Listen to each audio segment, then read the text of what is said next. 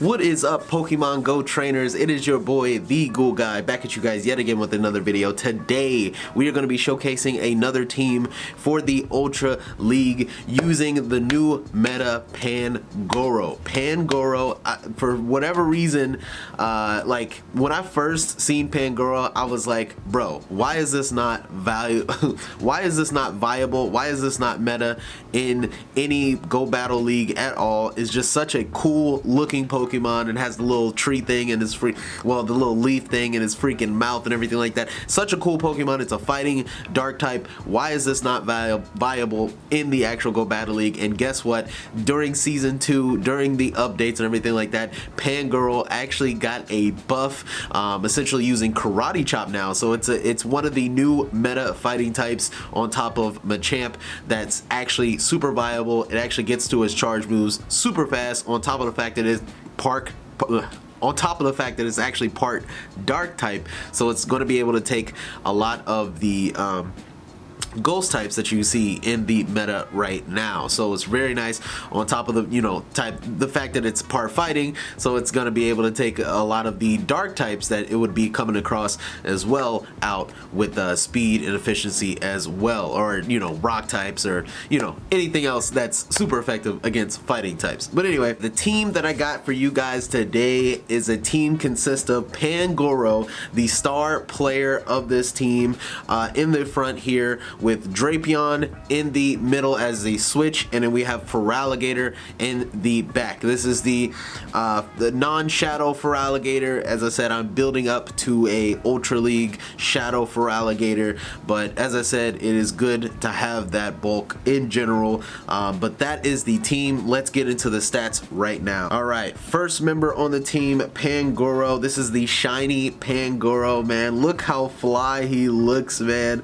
with the red palms, the brown fur. So dope, such a dope Pokemon. But anyway, we have the moveset of Karate Chop, Close Combat, and as well as Night Slash.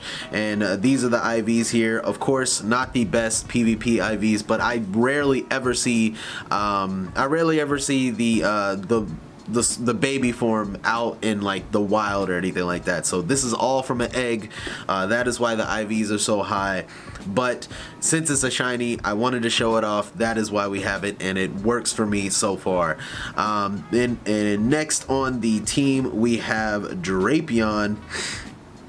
We needed Drapion on the team just because of the simple fact that, Pangoro, as a fighting and dark type, it has a huge weakness to fairy type moves, and that is why we have Drapion. On top of the fact that it's also super weak to fighting as well, which Drapion, with its poison typing, it's also non-effective to fighting moves.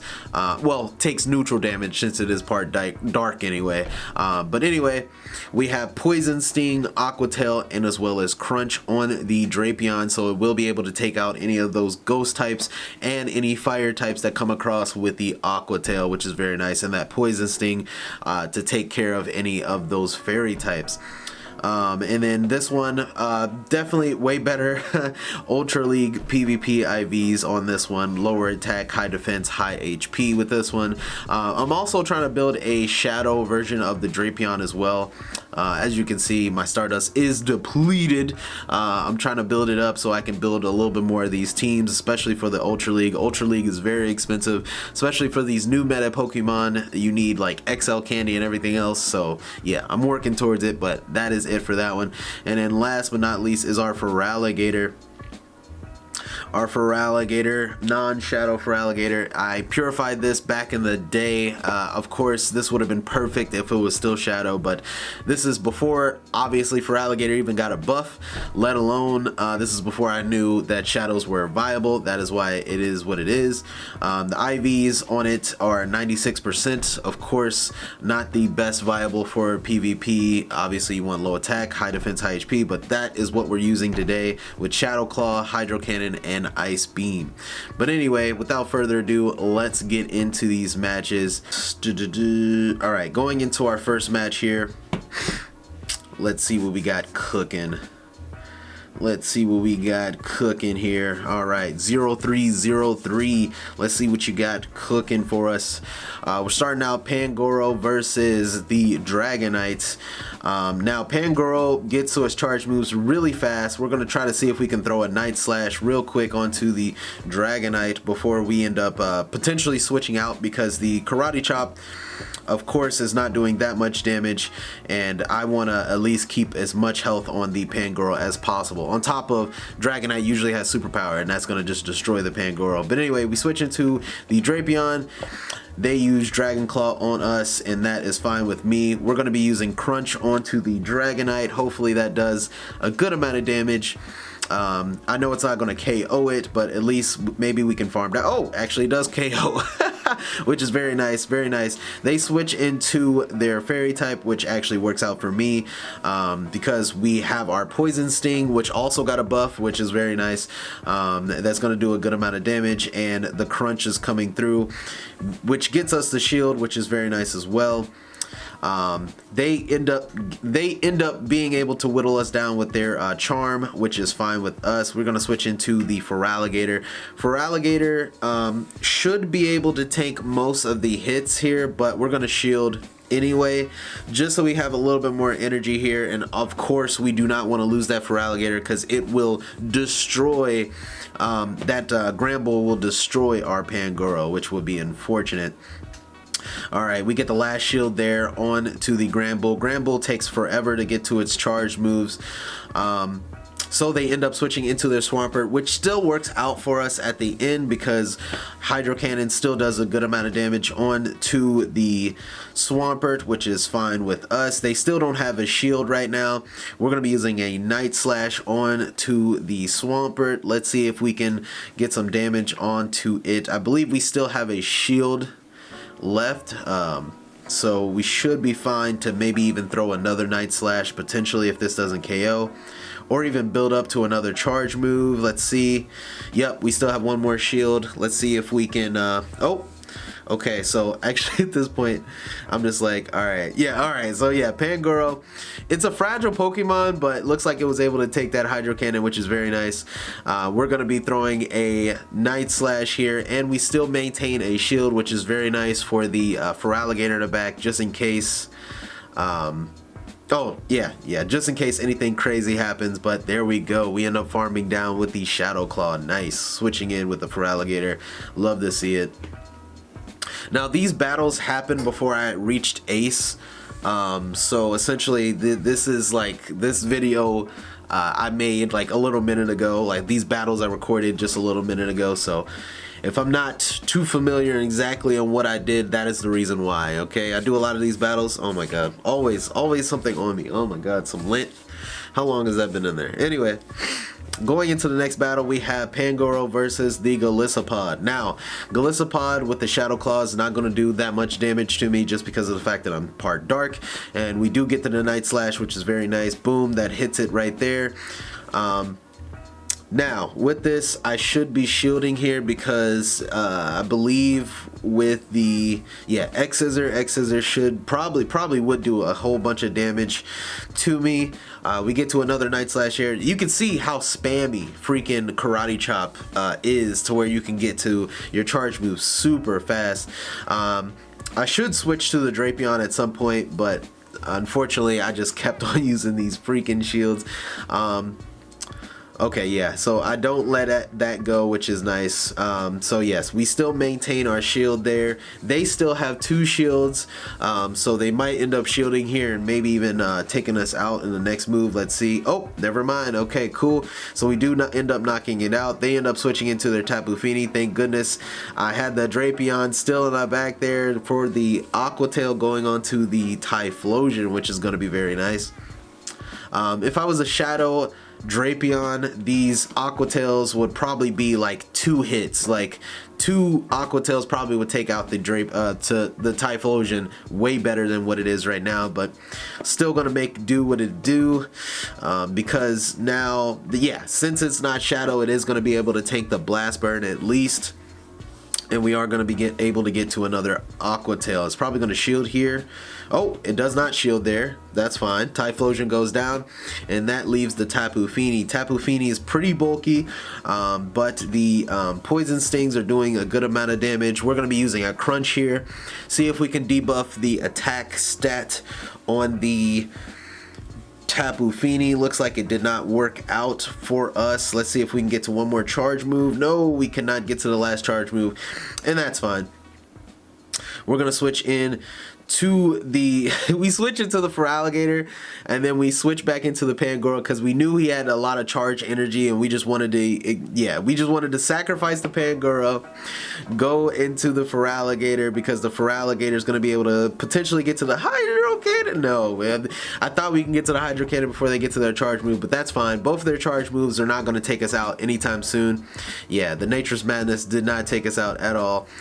We still got half of our health left, which is fine. We're going to be hitting them with the Hydro Cannon. Let's go. Hydro Cannon going in, and looks like they used their last shield. That should be their last shield anyway. We still have one more shield left. Let's get to that Hydro Cannon, and this should be KOing the Tapu Fini. Unless there was another shield that I didn't account for, which I'm pretty sure that was the last one. Boom, and say bye-bye to that Tapu Fini. GG's. GG's to my team. Mate, well, GG's to all. Good battling to my opponent, but GG's there. Anyway, going into the next match. But as you can see, this team is pretty solid for the most part. Pretty solid. Oh, yeah, I lagged out. I don't know what happened there. Like, my game, like, freaking closed out on me. Oh yeah, I remember this. Okay, so I closed out, like, for whatever reason. I think the game updated, and like, yeah, my game like closed out on me for whatever reason. When I went back into Go Battle League, freaking, I was already in the middle of the match. So unfair, right? But watch how I think, if I'm not mistaken, I believe I come back from this match, which is actually insane, right? So we got the Pangoro versus the Melmetal. Of course, Melmetal is going to be super weak to fighting moves. We get to the close combat here. They end up blocking it, which is fine with me. They get to their next charge move before we get to our charge move. We're not going to shield it. Thunderbolt coming through. Let's see if we can get to the next close combat. And we do get to the next close combat, which is freaking insane with a smidgen of health, which is insane. Yep, they end up shielding that one too as well. Now, we only have the Drapion and the Feraligatr in the back. We do have to be cautious of the electric type moves, and as well as the Thunderbolt for the Feraligatr. So we switch into the Drapion. Now, I don't know. I didn't know what exactly the Melmetal had. I thought the Melmetal had superpower. I don't know if that would have like done much to me anyway. But we use our last shield just to be sure. But at the same time, it only has Thunderbolt and Rock Slide, so I don't think it's really going to do that much damage to me anyway. We're going to be coming off with Crunch here, trying to get the rest of the health down on the Melmetal. Let's see if that goes through. That sure does. Oh yeah, that they went through their last shield. That is true. I wasn't trying to get hit with another charge move, so I end up using one of the Aqua Tails here. I probably could have just farmed down the rest of the way, but I just wasn't sure when it was going to get to this next charge move. They get into their next Pokemon, which is the Feraligatr. It's a Shadow Feraligatr, so it's going to take a little bit more damage when I hit him with this Crunch, which is going to be very nice. Boom, there it is. We switch into our Feraligatr there. Going to be able to take the Hydro Cannon that it has built up for us, which is going to be very nice. Ba ba ba ba ba, boom, there it is. Non-effective, which is very nice. Still hits a lot, but still was able to take it, which is good. Hydro Cannon coming in, and let's see if that KOs. Boom, that KOs their Feraligatr. And then last Pokemon they have is the Skeledirge, which of course the Feraligatr is going to have a really good time with this Hydro Cannon. Going to be coming in for its, as I said, I believe they don't have any more shields left, and boom, yeah, that takes a good amount of damage out on them. Even if they KO the Feraligatr, I should be able to get to an Aqua Tail with my Drapion, or farm down, which I doubt if I'm able to farm down. But we'll see. We'll see. And let's see. Yes, we are able to get to our Aqua Tail. Nice, which is fine. Because if they got to their Disarming Voice, I'm not sure if I would have been able to survive it or not. I don't know if I had enough health or not, but anyway, Aqua Tail coming through. Boom! See ya. But yeah, Disarming Voice is pretty neutral since I am part poison. But of course, it's going to take a lot of damage off of me because, you know, I am dark as well. As you can see there, it literally said that I was done with my matches, which is kind of crazy. I don't know. There was some kind of glitch going on. I definitely had 2 more matches to go. I don't know what happened there, but that was just kind of weird. Kind of a weird glitch from Go Battle League that day. Very strange, very strange. But going into the next match here, we have Pangoro versus the Empoleon. Very nice match there. Since it is part steel, we should be doing a good amount of super effective damage here.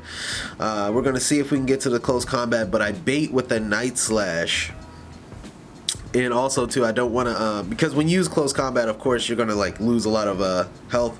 But if I were to use the close combat, I would have been able to freaking KO the freaking Empoleon first hit, which is insane. So unfortunately, I'm gonna have to use a shield here. But we are going to be able to farm to 2 Night Slashes now. Well, essentially almost to 2 Night Slashes. And this should be able to KO the Empoleon unless they shield. There it is. Alright, but they still have 2 shields to our 1 shield, which is very unfortunate. We're going to build up to 2 Night Slashes so we can at least get 1 shield and we can get 1 hit onto the Skeledirge. Let's see what happens. Oh man, allergies. Allergies are killing me right now. But anyway, we get to the next Night Slash here. Let's see if it hits or they use a shield. Okay, so it does hit, which is awesome. And we're just going to go down, which is A-okay. Ooh. Anyway. We're going to switch into the Feraligatr. Basically gaining switch advantage, which is going to be very great for us. Because Shadow Claw as well as Hydro Cannon is going to do a lot of damage. I probably shouldn't have shielded there. I don't know why I shielded there. There was no reason for me to shield there. We go into our next Pokemon, which is the Drapion. Drapion should be able to take the Shadow Ball there, which is very nice. They switch into their Gallade. And we're going to hit it with a Crunch since Gallade is part Psychic. Boom, there we go, taking out majority of its health actually. We're gonna see if we can just use this Aqua Tail to finish it off here. They're either gonna be hitting us with the fighting move or a Leaf Blade. Leaf Blade, oh, Psychosis. I've never seen that move actually ever, so yeah, it didn't do that much damage to me, which is very nice, non-effective. We hit it with the Aqua Tail. They use their, I think, last shield if I'm not mistaken. Let's see if we can get this last Aqua Tail off. Unfortunately, they do get their charge move before we do.